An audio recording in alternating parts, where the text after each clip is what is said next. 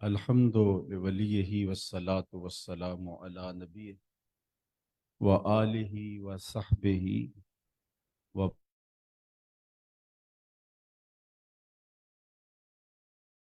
وحبیبہ مخبرا وآمرا ان اللہ وملائکتہ یصلون علی النبی یا ایہا الذین آمنوا صلوا علیہ وسلموا تسلیما اللہم صلی علی سیدنا و مولانا محمد معدن الجود والکرم وآلہ وصحبہ وبارک وسلم۔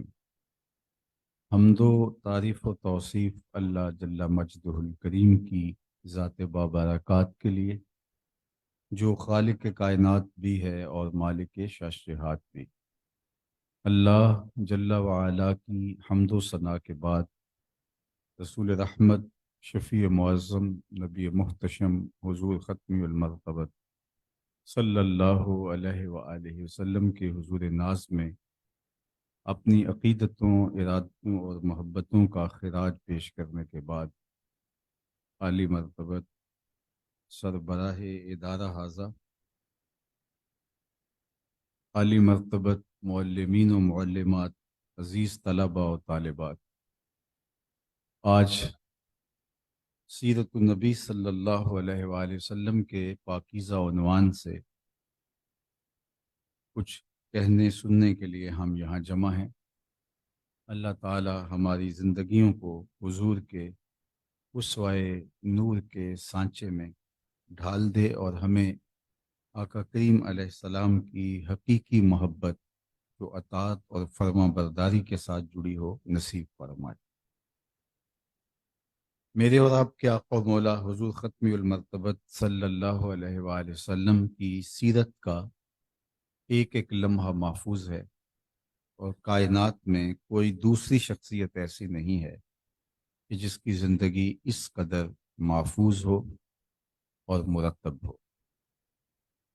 سب سے پہلے تو سیرت کا لفظ ایسا ہے جو میں اور آپ اچھی طرح سے اس کے مفہوم سے آگاہ ہیں، کیونکہ مسلمان ہونے کے ناطے سے آنکھ کھولتے ہی اس لفظ سے آشنا ہوئے تھے، اور اس کے مفہوم کو اور اس کے معانی و مطالب کو ہم ہمیشہ جانتے ہیں۔ اور سیرت کا جو لغوی مفہوم ہے وہ کسی چیز کی اصلی حالت کو کہا جاتا ہے۔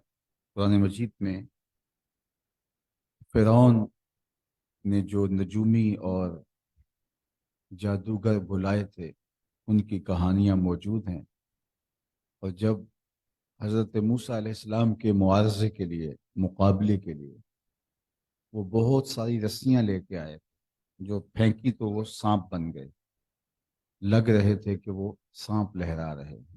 تو اللہ جل شانہ نے حضرت موسیٰ سے کہا کہ آپ اپنا عصا ڈال دیجئے۔ تو جب انہوں نے اپنا عصا ڈالا تو وہ لہراتا ہوا اژدہا بن گیا اور ان ساری رسیوں کو نگل گیا۔ جب اس نے اپنا کام تمام کر لیا تو حکم ہوا اب اس کو اٹھا لیجئے، یہ دوبارہ اس حالت میں آ جائے گا۔ اس کے لیے قرآن نے جو لفظ استعمال کیا وہ یہ ہے سَنُعِيدُهَا سِيرَتَهَا الْأُولَى۔ اب اس کو آپ اٹھائیں گے تو یہ پہلی اصلی حالت میں پلٹ آئے۔ کسی شخص کی اصلی اور حقیقی حالت سیرت کہلاتی ہے۔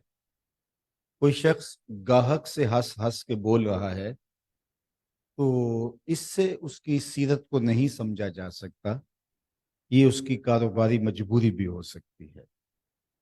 انسان کی سیرت کہاں کھلتی ہے؟ اس کے قریبی دوستوں میں اور اس کے اہل خانہ کے پاس۔ اور میرے اور آپ کے آقا و مولا حضور نبی رحمت صلی اللہ علیہ وآلہ وسلم کی سیرت کو سمجھنے کے لیے ام المومنین سیدہ عائشہ رضی اللہ تعالی عنہا سے پوچھتے ہیں تو وہ برجستہ ارشاد کرتی ہیں کان خلقہ القرآن، کہ اگر آپ نے ان کی سیرت کا مطالعہ کرنا ہے تو قرآن کھول کے بیٹھ جاؤ۔ قرآن جو بتاتا ہے، عملی صورت دیکھنا چاہتے ہیں تو وہ جناب رسالت مآب صلی اللہ علیہ وآلہ وسلم کی زندگی، حیات طیبہ۔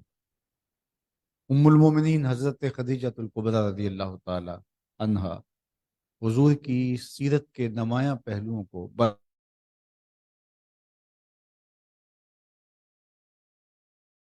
کتب احادیث اور کتب سیر میں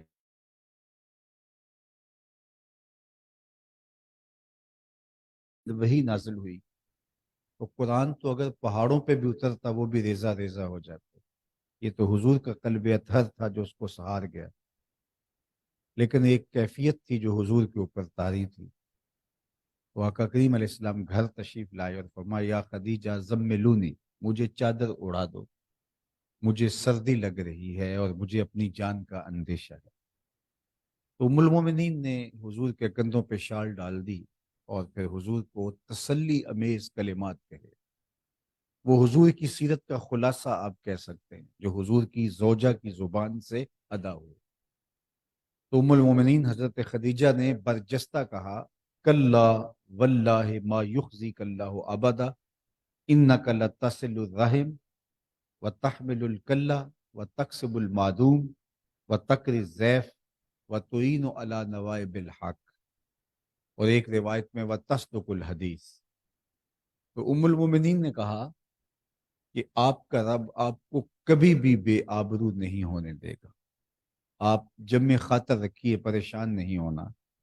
آپ کبھی بھی بے آبرو نہیں ہوں گے، اس لیے انک لتصل الرحم، آپ کا وصف نمایاں یہ ہے کہ آپ صلہ رحمی کریں، رشتہ داروں کے ساتھ سلوک اچھا کریں. یہ حضور کی سیرت کا بنیادی عنوان ہے جو ام المومنین نے بیان کیا ہے. انسان جب اپنے کردار سے، اپنے رویوں سے، طرز زندگی سے اور انداز معاشرت سے معاملت کرتا ہے تو پہلا دائرہ اس کے رشتہ داروں کا آتا ہے، پھر اس کے بعد سلسلے آگے بڑھتے. تو اللہ کے محبوب کا وصف نمایاں جو ام المومنین نے برجستہ بیان کیا. مجھے تو یہاں کچھ کہنا ہے تو میں کوئی اس کے لیے ذہن میں چیزیں ترتیب دی ہوں گی، لیکن کسی کے لیے برجستہ جو چیز کہی جاتی ہے وہ وہی کہی جاتی ہے جو انسان کا عمومی اور اکثری مشاہدہ ہوتا ہے.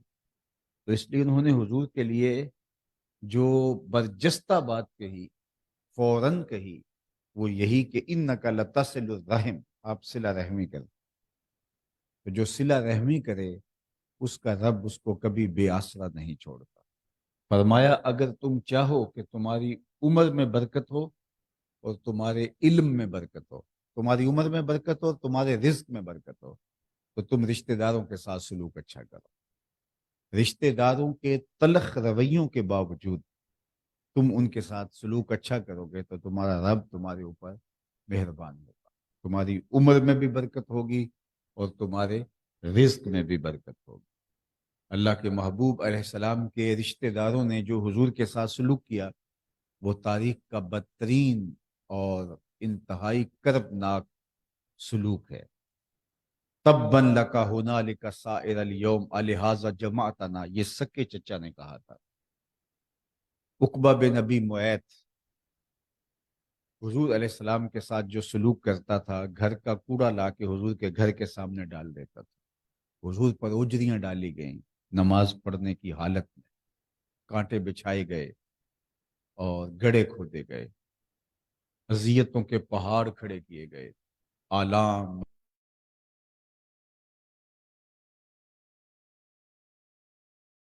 دل آویز رہا.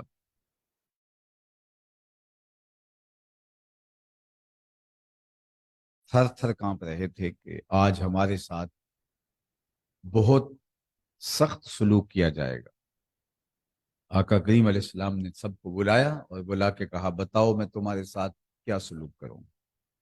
تو انہوں نے کہا آپ شریف باپ کے شریف بیٹے ہیں، کریم ابن کریم ہیں، ہم آپ سے خیر کی توقع رکھتے ہیں. اور ان کا یہ تھا کہ گردنیں کٹنے سے بچ جائیں، گو شہر بدر کر دیا جائے. انہیں یہ تھا کہ اتنا تو لازمی ہوگا کہ شہر بدر کر دیا جائے گا، لیکن امکان گردنیں کٹنے کا بھی تھا.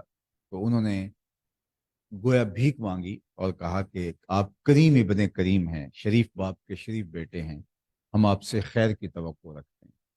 لیکن جو انہوں نے ان کے کانوں نے سنا، ان کو یقین نہیں آ رہا تھا کہ ایسا بھی ہو سکتا ہے۔ ان کو تو یہ تھا کہ شہر بدر تو کیے ہی جائیں گے، چلو گردنوں کے کٹنے کی جو ہے وہ سزا یہ موقوف ہو جائے۔ لیکن آقا کریم نے فرمایا اذهبوا انتم الطلقاء، جاؤ تم سب آج کے بعد آزاد ہو، اور میں تجھے وہی کہوں گا جو میرے بھائی یوسف نے اپنے بھائیوں سے کہا تھا، لا تثریب علیکم اليوم، تمہارے اوپر کوئی مؤاخذہ نہیں ہے۔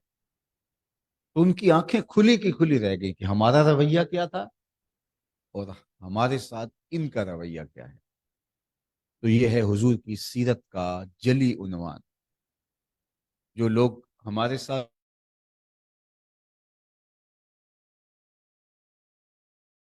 دو قدم پیچھے ہٹے گا، ہم 10 قدم پیچھے ہٹیں گے، یہ تو پھر کوئی بات نہیں، یہ تو ہم اس سے بھی آگے بڑھ گئے۔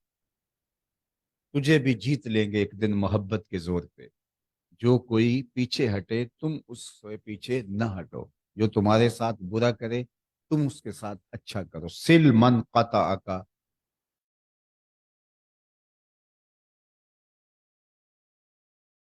اس سے تعلق جوڑو، اور جو تمہیں محروم رکھے تم اس کی جھولیاں بھر دو۔ تو ہمارے دین نے ہمیں رویوں کی خوبصورتی کا سبق سکھایا ہے، بالخصوص رشتہ داروں کے ساتھ، رشتہ داروں کے تلخ، نامناسب، کھردرے اور مکروہ رویوں کے باوجود ان کے ساتھ سلوک بہر صورت اچھا کرنا ہے۔ تمہارے قول سے، تمہارے عمل سے، تمہارے فعل سے، تمہارے رویے سے ان کو تکلیف نہیں پہنچنی چاہیے۔ افضل صدقہ غریب رشتہ دار کو، جو آپ کا مخالف ہو، ضرورت مند ہو جائے، اس کو صدقہ کرنا سب سے افضل صدقہ قرار دیا گیا ہے، کیونکہ اس میں نفس شامل نہیں ہوتا۔ جو رشتہ دار آپ کا مخالف ہے اور ہر وقت آپ کو گرانے کے چکر میں رہتا ہے، اب کسی وجہ سے مجبور ہو گیا، تو اب نفس آپ کا نہیں چاہے گا کہ اس کو صدقہ دیں اور اس کو کھڑا کریں۔ آپ کہیں گے یہ تو سانپ پال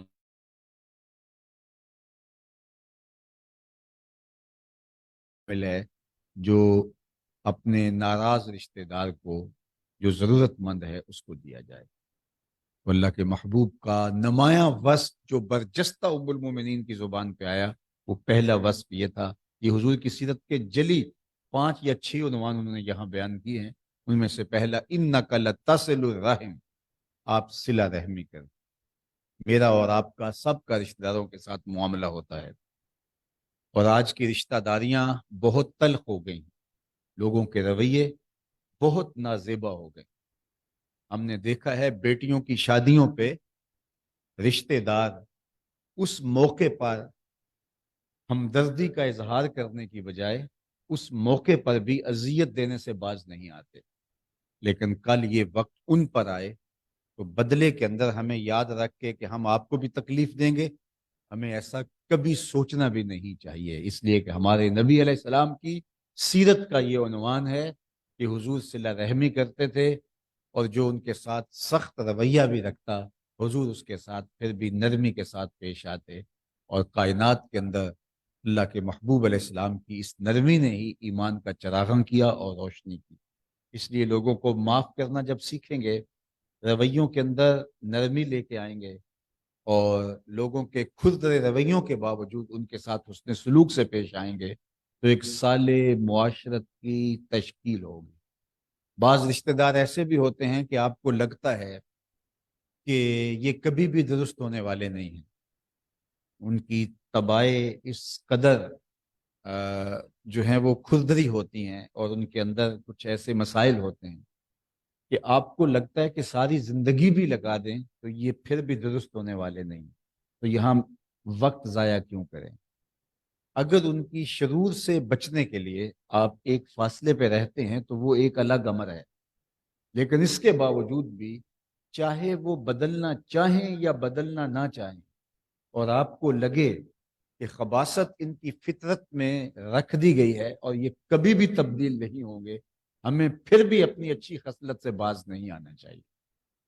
دریا کے کنارے ایک بزرگ وضو کر رہے تھے، اور وہاں ایک شاخ کے اوپر پانی کے بہاؤ پر ایک بچھو بہتا ہوا جا رہا تھا، کبھی شاخ سے گرتا اور کبھی اس کے ساتھ چمٹ جاتا، تو ان کو ترس آیا، انہوں نے وضو کرتے کرتے اس کو ہاتھ سے باہر نکالنا چاہا، تو جو ہی ہاتھ میں لیا تو اپنی فطرت کے مطابق اس نے ڈنگ لگا دیا، تو درد ہوا تو انہوں نے ہاتھ جھٹکا اور پھر وہ ڈوبنے لگا، تو پھر دوبارہ انہوں نے نکالنا چاہا، اس نے پھر ڈنگ لگا دیا۔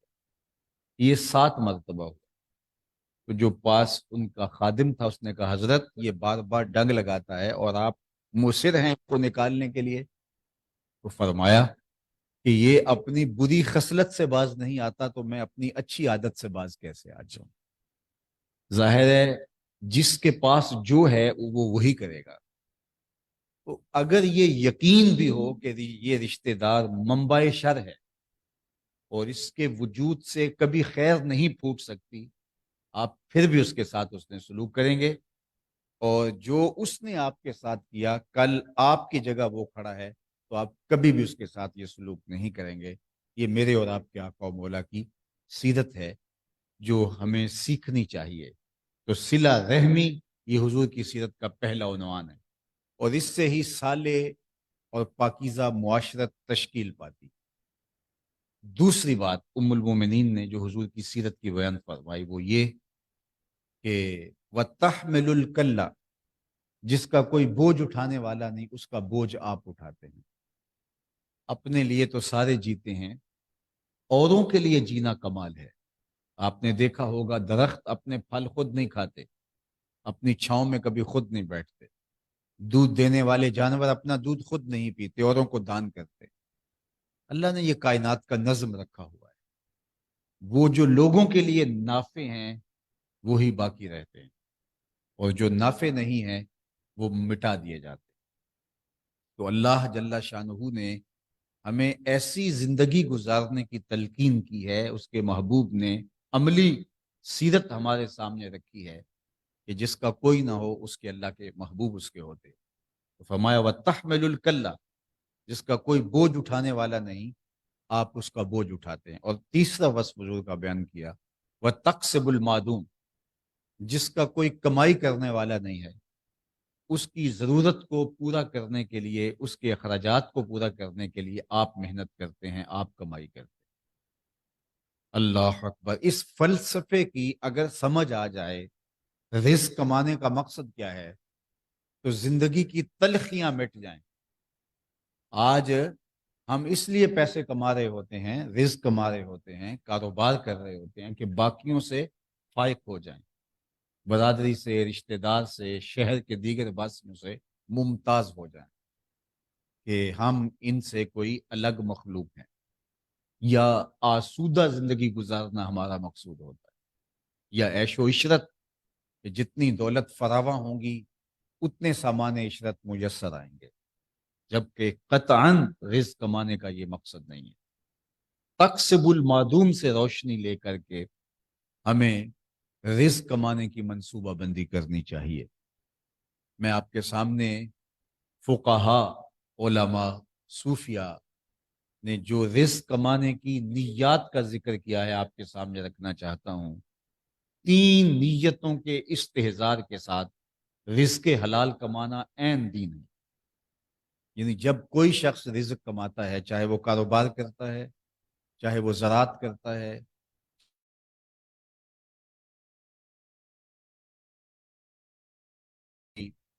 کام ذریعہ رزق ہے، اس کے لیے 3 نیتوں کا استحضار اس کو ہونا چاہیے۔ سب سے پہلی نیت، اپنے آپ کو سوال کی ذلت سے بچانے کے لیے رزق کمایا جاتا ہے۔ جب بھی کوئی رزق کمائے تو اس لیے کمائے کہ میں اپنی ضروریات کو خود پورا کروں، مجھے کسی کے آگے ہاتھ نہ پھیلانے پڑے، کیونکہ جو شخص کسی کے آگے ہاتھ پھیلاتا ہے قیامت کے دن اس کے چہرے کے اوپر داغ ہوں گے، نشان۔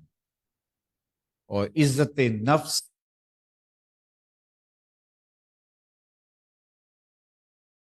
سے پہلا مقصد کسی کے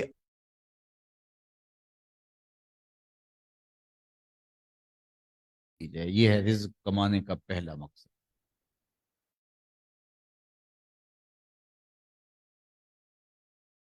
ہیں میری بیوی ہے، میرے اگر بہن بھائی ہیں، یا میرے بوڑھے ماں باپ ہیں، تو ان کی کفالت میرے ذمے ہے۔ ان کی تعلیم، ان کی رہائش، ان کی خوراک اور دیگر ضروریات،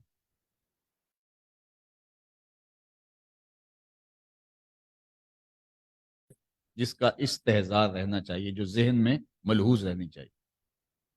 تیسری نیت علماء و فقہا نے لکھا رزق کمانے کی یہ ہونی چاہیے کہ اللہ مجھے میری اور میرے زیر کفالت لوگوں کی ضرورت سے زیادہ دے دے تو میں معاشرے کے ان لوگوں کی مدد کروں گا جو کسی وجہ سے کمانے کی اہلیت نہیں رکھتے، اپاہج ہیں، کمزور ہیں، کثیر العیال ہیں، یا کوئی اور وجہ ہے کہ وہ کما نہیں سکتے۔ ان تین نیتوں کے استحضار کے ساتھ رزق حلال کمانا عین دین، اور اگر چوتھی نیت آ گئی اور رزق حلال ہی تھا، مشکوک نہیں تھا، حرام نہیں تھا، حلال ہی تھا، تو چوتھی نیت آ گئی کہ میں لوگوں میں نمایاں ہو جاؤں، میں برادری میں نمایاں ہو جاؤں، میں عیش و عشرت کروں، میں فلاں کو دبا سکوں، فلاں پر تفاخر کا اظہار کر سکوں، اپنے تفوق کا اعلان کر سکوں، تو پھر یہ رزق مبارک نہیں رہے گا۔ ہمیں اللہ سے رزق حلال، رزق سہل، رزق مبارک اور رزق فراواں مانگنے کی تلقین کی گئی۔ صرف رزق کی کثرت کافی نہیں ہے، اس کی برکت اس کے ساتھ ضروری۔ تو اگر ان تین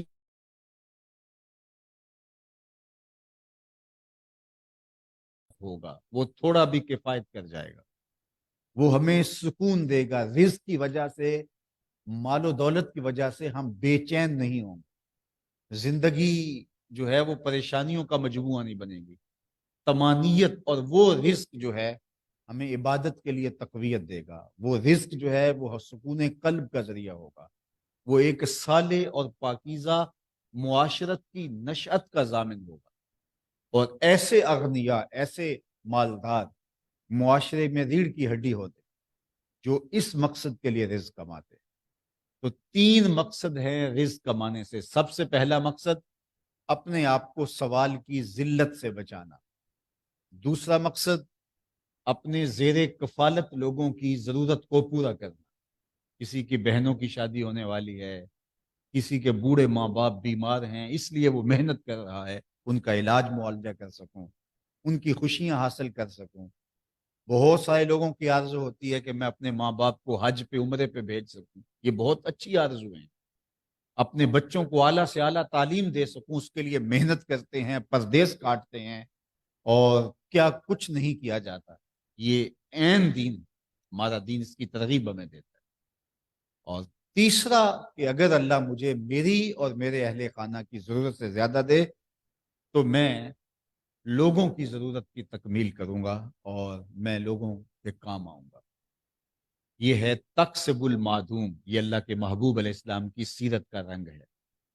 میں اور آپ اپنی زندگی پر ضرور غور کیجئے، بالخصوص جو علم کی گزرگاہوں سے گزرتے ہوئے میرے نوجوان بھائی اور میری بہنیں اور بیٹیاں یہ ابھی سے منصوبہ بندی کریں گے کہ ہم جو کرنے جا رہے ہیں اس کے مقاصد اور اہداف ہم طے کریں گے، ہم نے یہی کرنا ہے۔ ایک شخص بنی اسرائیل میں تھا، بہت بڑا عابد، تو ایک کوئی اور شخص کہیں سے گزر رہا تھا کہ آواز آئی کہ اے بادل برس جا اور فلاں شخص کی کھیتی کو سیراب کر دے۔ تو اس نے آواز سنی تو حیرت زدہ ہو گیا کہ یہ کون شخص ہے جس کی کھیتی کو سیراب کیا جائے گا۔ تو خیر بارش برسی اور جو پہاڑی ندی نالے تھے ان کے ذریعے سے آگے بڑھنے لگا پانی، تو وہ اس پانی کے ساتھ ساتھ چلنے لگا۔ تھوڑی دور گیا تو ایک آدمی پانی کے لیے جو ہے وہ تیاری کر رہا تھا اور کسی پکڑے راستے بنا رہا تھا۔ تو اس نے اپنی کھیتیوں کو پانی دے لیا۔ تو اس نے پوچھا اے اللہ کے بندے تیرا نام کیا ہے؟ اس نے کہا میرا فلاں نام ہے۔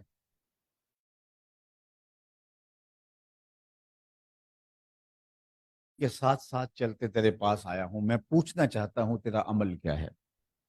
اس نے کہا کہ میرا کوئی خاص عمل نہیں، لیکن یہ جو میرا باغ ہے، یہ جو کھیتیاں ہیں، یہ جب فصل پک کے تیار ہوتی ہے تو میں اس کو 3 حصوں میں بانٹ لیتا ہوں۔ ایک حصہ میں اپنے گھر کی ضرورت کے لیے رکھ لیتا ہوں اور اپنے بچوں کی اور اپنی ضرورت پوری کرتا ہوں۔ ایک حصہ اس کا میں اسی کھیتی کی دوبارہ جو ہے وہ خدمت کے لیے، اس کی ضرورتوں کے لیے ایک حصہ رکھ لیتا ہوں، اور ایک جو تیسرا حصہ ہے وہ میں کمزوروں کو، اپاہجوں کو، لاچاروں کو، مجبوروں کو، جن کا کوئی کمانے والا نہیں، ان کی ضرورت کو پورا کرتا ہوں۔ اور پھر اللہ جل شانہ اس کی کھیتیوں کے لیے بارشیں نازل کرتا ہے۔ جب میرا اور آپ کا رزق ایسا ہوگا کہ اس میں غریبوں کا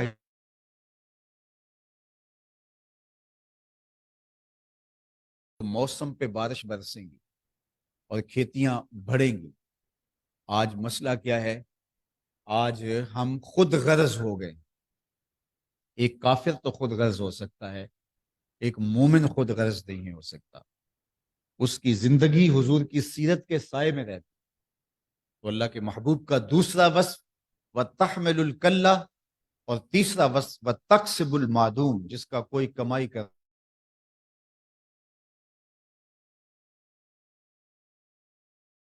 وَتَقْرِ الضَّيْفَ، اور جس آپ کا وصف نمایاں یہ ہے، یہ ام المومنین بتا رہی ہیں، آپ کا وصف نمایاں یہ ہے کہ آپ اعلیٰ درجے کے مہمان نواز ہیں۔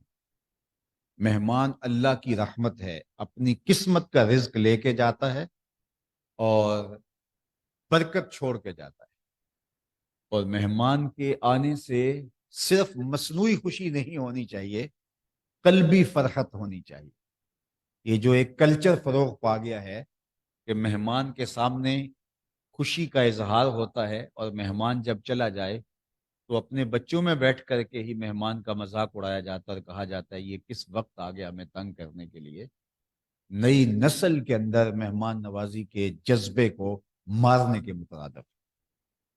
تو مہمان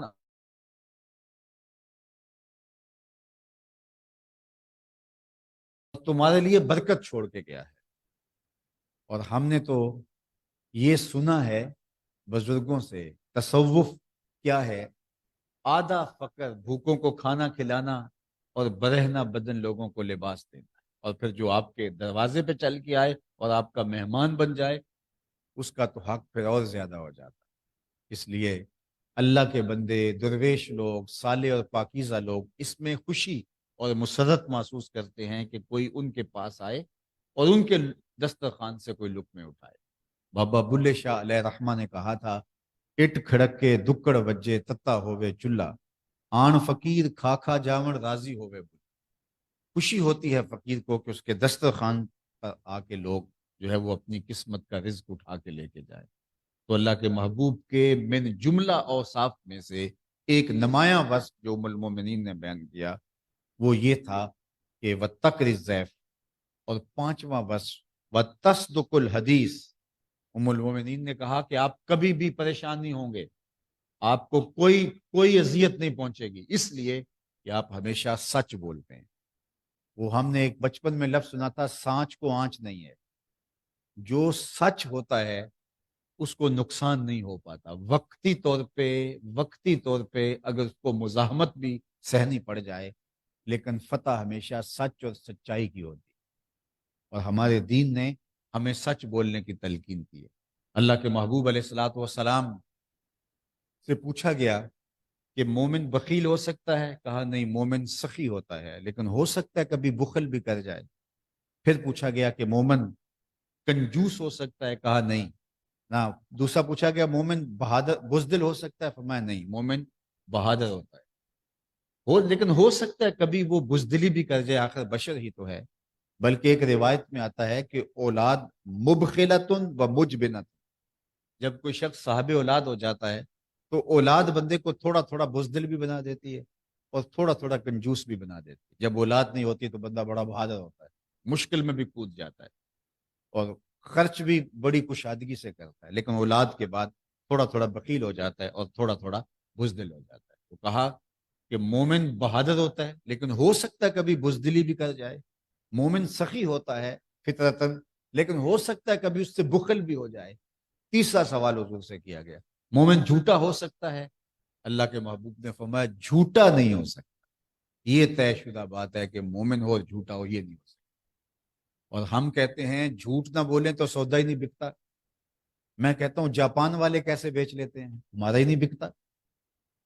آج ہم کہتے ہیں اللہ کی رحمتیں ہمارے اوپر کیوں نہیں اترتی, یہ بدترین لوگ ہمارے اوپر گاہے گاہے مسلط کیوں ہوتے رہتے ہیں. تو صاحب ہم نے کبھی اپنے اندر اتر کر کے دیکھا کہ ہم کھڑے کہاں ہیں؟ جو جان بچانے والی دوائیوں میں بھی ملاوٹ کریں, جو بچوں کے دودھ میں بھی ملاوٹ کریں, وہ کہے کہ اللہ کی رحمتیں میرے اوپر اتریں. یہ تو شکر کریں کہ اوپر سے پتھر نہیں نازل ہو, ورنہ بسم کر دیے جائیں. ماضی میں قوموں نے ایک ایک جرم کیا اور اس کی سزا میں ان کو صفحہ ہستی سے مٹا کے رکھ دیا, اور سارے جرائم جو پچھلی امتوں میں تھے وہ یہاں سب جمع ہو گئے. یہ تو صدقہ ہے حضور صلی اللہ علیہ وآلہ وسلم کا کہ ہماری شکلیں مسخ نہیں ہوتی, ہماری صورتیں تبدیل نہیں ہوتی. لیکن اللہ تعالیٰ نے یہ عذاب رکھے ہیں کہ ہم اذیتوں میں مبتلا کر دیے جاتے ہیں, تشدد میں مبتلا کر دیے جاتے ہیں, افتراق میں مبتلا کر دیے جاتے ہیں. فرمایا وہ اس بات پہ قادر ہے کہ تمہارے اوپر سے عذاب بھیجے, تمہارے نیچے سے عذاب بھیجے. علماء تفسیر نے لکھا کہ اوپر کا عذاب یہ ہے کہ پتھر برسیں, اور نیچے کا عذاب یہ ہے کہ زلزلے آئیں. لیکن حضرت عبداللہ ابن عباس رضی اللہ تعالیٰ عنہ رئیس المفسرین فرماتے ہیں اوپر کا عذاب یہ ہے کہ تمہارے حکمران نااہل ہوں, اور نیچے کا عذاب یہ ہے تمہاری اولادیں نافرمان ہوں. یہ اوپر اور نیچے کا عذاب. اور آج ہم اوپر اور نیچے کے عذاب میں جکڑے ہوئے. کسی نے حجاج بن یوسف سے کہا تھا یہ بصرے کا ظالم ترین حکمران گزرا ہے. حضرت حسن بصری رضی اللہ تعالیٰ عنہ فرمایا کرتے تھے پچھلی امتوں کے لوگ اپنے سارے ظالم لا کے ایک پلڑے میں رکھ دیں, اور ہم صرف حجاج بن یوسف کو دوسرے پلڑے میں رکھ دیں, یہ پلڑا پھر بھی بھاری ہوگا. 70,000 لوگ شخص اس نے اپنی تلوار سے کاٹے, 90,000 لوگ اس کے حکم سے کٹے. اتنا بڑا ظالم شخص, لیکن کسی نے اس سے بھی جرأت کر لی اور کہا کہ تو نے حضرت عمر کا زمانہ دیکھا ہے, اگرچہ تو اس وقت بچہ تھا, تو ان جیسا انداز حکمرانی اختیار کیوں نہیں کرتا. تو حجاج بن یوسف نے جو جواب دیا وہ سنیے. 2 لفظوں میں جواب دیا. اس نے کہا تبازرو اتعمر لکم, تم ابو ذر جیسی رعایا بن جاؤ, میں عمر جیسا حکمران بن جاؤ. جب رعایا ابو ذر غفاری جیسی ہو تو حکمران عمر فاروق جیسے ہو, اور جب رعایا بدترین ہو, خائن ہو, بدکار ہو, لوگوں کے حق غصب کرنے والی ہو, اور وہ یہ توقع کرے کہ اوپر رحمت کا سائبان تان دیا جائے, ای خیال استو محال استو جنو, اعمالکم امالکم, تمہارے اعمال ہی تمہارے حکمران ہوں. ہم اگر اچھے ہو جائیں گے تو اللہ رحمت کی چادریں تان دے گا, لیکن اگر ہم اچھے نہیں ہوں گے تو پھر ہمارے اوپر آسمان سے پتھر تو نہیں برسیں گے, شکلیں تو مسخ نہیں کریں کی جائیں گی, لیکن اس طرح کے عذاب دیے جائیں. تو آئیے میں اور آپ اپنے آپ کو بدلنے کی کوشش کریں, زندگی میں سچائی لائیں. دنیا کی ہر قوم, دنیا کا ہر دانشور, دنیا کا ہر مذہب, دنیا کا ہر دھرم, چاہے وہ الہامی ہے چاہے غیر الہامی ہے, سچ بولنے کی تلقین کرتا ہے. لیکن ہمارے اندر جھوٹ کیسے آ گیا اور ہم نے اس کو فن کیسے قرار دے دیا. جھوٹ ہماری رگ و ریشہ میں محو نفوذ ہو گیا, اور ہم نے سمجھا کہ یہ کچھ فن ہے, جبکہ ہمارے آقا و مولا حضور ختم المرتبت اعلان نبوت سے قبل بھی صادق اور امین کہلائے. صادق اور امین نبی کے ہم امتی ہوں اور ہماری زبان پہ جھوٹ ہو, اور پھر کیا ہوتا ہے. حدیث پاک میں آتا ہے جب کوئی شخص جھوٹ بولتا ہے تو اس کے منہ سے بدبو نکلتی ہے, جو وہ اور عام لوگ تو نہیں سونگھ پاتے, اللہ کے نورانی فرشتے اس بدبو کو سونگھتے ہیں اور وہ 1 میل پیچھے ہٹ جاتے. پھر وہ جھوٹ بولتا ہے, پھر 1 میل پیچھے ہٹ کے رحمت کے فرشتے پیچھے ہٹتے چلے جاتے ہیں.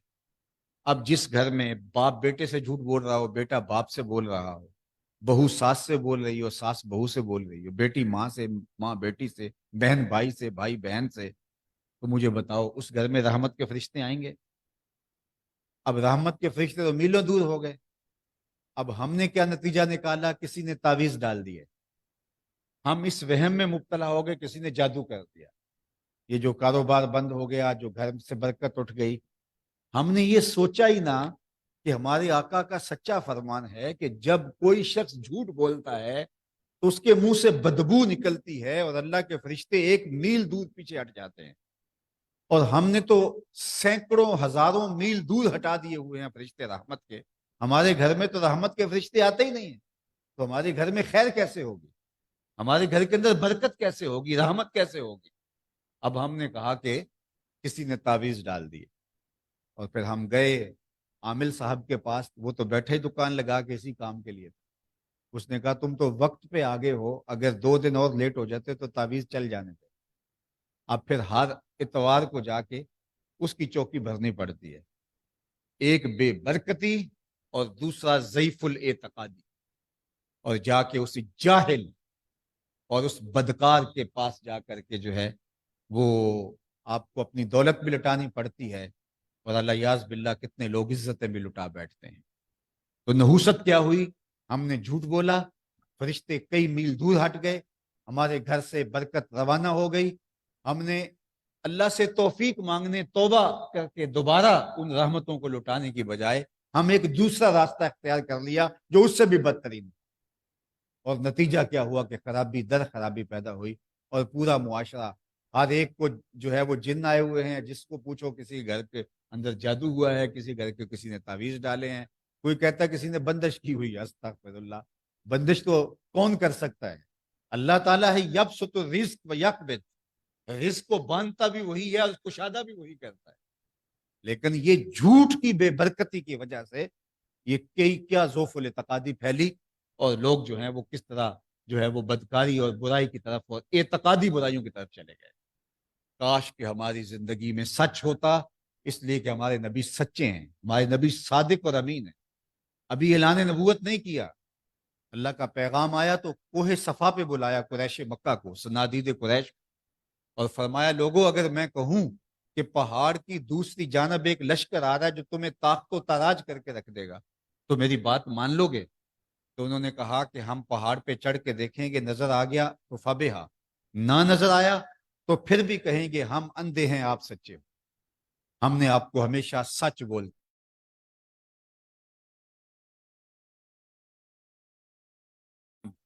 کو پھیلایا، اور اسلام کا نور، اسلام کا اجالا ہوا.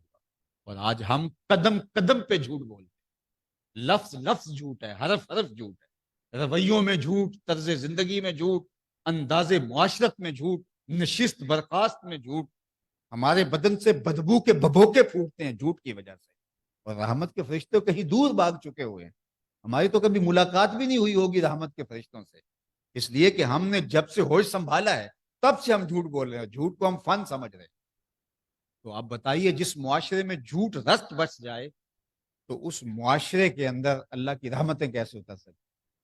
تو اللہ کے محبوب علیہ السلام کی نمایاں سیرت جو ام المومنین نے بیان کی وہ یہ تھی، وَتَصْدُقُ الْحَدِيث، آپ ہمیشہ سچ بولتے ہیں. اللہ اکبر. میں آپ کو بڑی دلچسپ بات بتاؤں، یہ اللہ کے رسول صلی اللہ علیہ وآلہ وسلم کا کردار تھا کہ حضور کو شہید کرنے کے لیے صنادید قریش نے دار الندوہ میں بیٹھ کے ایک پلاننگ کی کہ ہم ان کو راستے سے ہٹا دیتے ہیں، اور اگر بنو ہاشم اٹھ کھڑے ہوئے کیونکہ ان کا خاندانی مسئلہ ہے تو پھر کیا کریں گے؟ کہا تو پھر ایک ایک ہر قبیلے کا فرد لیں اور گھر کا محاصرہ کریں. اتنے لوگوں سے بنو ہاشم لڑ نہیں سکیں گے، اور اگر وہ خون بہا مانگے تو ہم مل کر کے خون بہا ادا کریں گے، لیکن اس قصے کو تو تمام کرو. اب حضور کے گھر کا محاصرہ کر دیا اور حضور کو شہید کرنے کے لیے وہ آمادہ ہو گئے. اور حضور علیہ الصلوۃ والسلام نے حضرت علی المرتضیٰ رضی اللہ تعالیٰ عنہ کو اپنے بستر پہ لٹایا اور کہا علی، لوگوں کی امانتیں دے کے تم بھی صبح مدینے چلے آنا. اور خود حضور علیہ السلام ہجرت فرما گئے اور ان کو پتہ بھی نہ چلا. اب میں آپ سے پوچھتا ہوں، جو کسی کو مارنے کے درپے ہو تو اس کو تو چاہیے نا کہ اگر اس کے ہاں کوئی امانت رکھی ہے تو سب سے پہلے اس کو نکالے. لیکن حضور کو شہید کرنے کے لیے حضور کے گھر کا محاصرہ کر رہے ہیں، لیکن ان کو اپنی امانتوں کی فکر نہیں ہے. ان کو پتہ ہے کہ جو بھی حالات ہوئے ہماری امانتیں ضائع نہیں ہوں گی، کہ وہ امین محمد کے پاس صلی اللہ علیہ وسلم۔ اور حضور علیہ السلام اس حالت کے اندر بھی حضرت علی المرتضیٰ کو لٹا کے فرماتے ہیں، یہ جو باہر جن کی آنکھوں میں خون اترا ہوا ہے اور جو مجھے شہید کرنے کے لیے ہاتھوں میں تلواریں، نیزے اور برچیاں لے کے آئے ہیں، ان کی امانتیں میرے گھر میں پڑی ہیں، واپس دے کے آنا۔ یہ ہوتا ہے کردار، یہ ہوتی ہے زندگی۔ میں اور آپ اپنے آپ کو دیکھیں تو حضور علیہ السلام کا امتی ہم کس منہ سے کہلاتے ہیں؟ تو آج اگر یہ حالات ہیں ہمارے، تو یہ ہمارے گناہوں کی شامت ہے۔ جب میں کہتا ہوں الہی میرے احوال دیکھ، حکم ہوتا ہے اپنا نامہ اعمال دیکھ، تو آج مجھے اور آپ کو آقا کریم کی سیرت کے، میں سمجھتا ہوں کہ یہ نمایاں 6 پہلو جو ہیں، یہ اہم ترین حضور کی سیرت کے پہلو ہیں، تو ہماری زندگی کے اندر یہ تو اترنے چاہیے۔ اور لوگ کہیں کہ یہ حضور کا امتی ہے، یہ جھوٹ نہیں بول سکتا، حضور کا غلام ہے، یہ جھوٹ نہیں بول سکتا۔ لیکن وہ جو ایک کہاوت بنی ہوئی ہے کہ ایک آدمی کی کسی نے جیب کاٹ لی، تو اس نے کہا حاجی صاحب میری یہ چیز تو دیتے جائیں، تو اس نے پلٹ کے کہا کہ تمہیں پتہ کیسے چلا کہ میں حاجی ہوں؟ اس نے کہا اس طرح کام حاجی ہی کرتے ہیں۔ تو یہ ایک کہاوت ہے سمجھنے کے لیے۔ آج مسلمان دہشت گرد ہو گیا، آج مسلمان خائن ہو گیا، آج مسلمان جھوٹا اور مکار ہو گیا، تو مجھے اور آپ کو اپنے کردار کو مضبوط کرنا پڑے گا۔ وَتَصْدُقُ الْحَدِيث، اور آخری بات جو ام المومنین نے حضور کے وصف بیان کرتے ہوئے کہی، وَتُعِينُ عَلَى نَوَائِبِ الْحَقِّ، راہ حق کے اندر کوئی مشکل میں پھنس جاتا ہے اور وہ اس کی کوئی مدد کرنے کے لیے تیار نہیں ہوتا، تو ام المومنین نے کہا کہ حضور ہم نے دیکھا ہے اس کی پشت پہ آپ کھڑے نظر آتے ہیں۔ حق کی حقانیت پر اور باطل کے ابطال پر، سچائی کے قیام کے لیے جو نہضت ہے، وہ